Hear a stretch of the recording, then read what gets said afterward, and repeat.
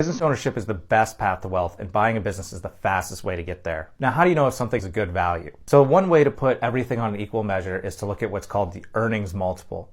So what you're going to do is you're going to look through a listing and you're going to find what's either listed as the cash flow or the EBITDA of the business, and take the price of the business, what they're asking for, and divide it by that either EBITDA or cash flow, and you're going to get a multiple.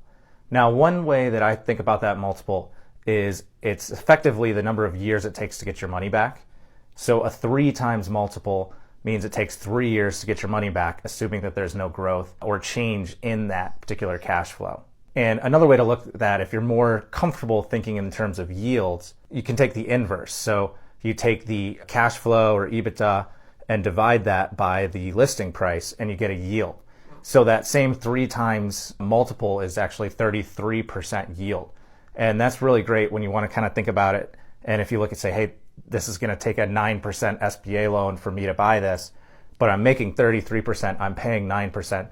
You've got a pretty significant spread in between and pretty nice profit for you for taking on that risk. So now typically the larger the business, the higher that multiple, and the smaller the business, the lower. One of that is just that the higher businesses have better scale and they can pay for management and they become a little less hands-on, versus smaller businesses. You might be in there every day rolling up your sleeves and doing some of the work yourself. In a larger business, that's probably not going to happen. You'll also see how labor intensive the business is. And so a company that's really highly dependent on just your employees showing up and doing work with their hands, like a cleaning business is a great example. Those typically sell for lower multiples than businesses, say like an office building or some types of real estate. Those trade at very high multiples just because they don't require a lot of people.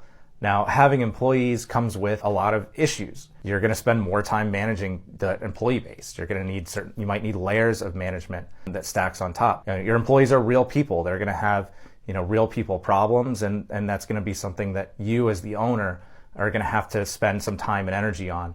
And that time and energy that's going to need to be spent on that employee management shows up in the valuations of the businesses. So typically, most of the businesses we see are kind of in that 1.5 to 5 times range. And again, it's size and typically how labor intensive, maybe how competitive the industry is, that are going to be determinants of where you fall in that 1.5 to 5 times spectrum. So leave any questions in the comments and follow us for more business listings.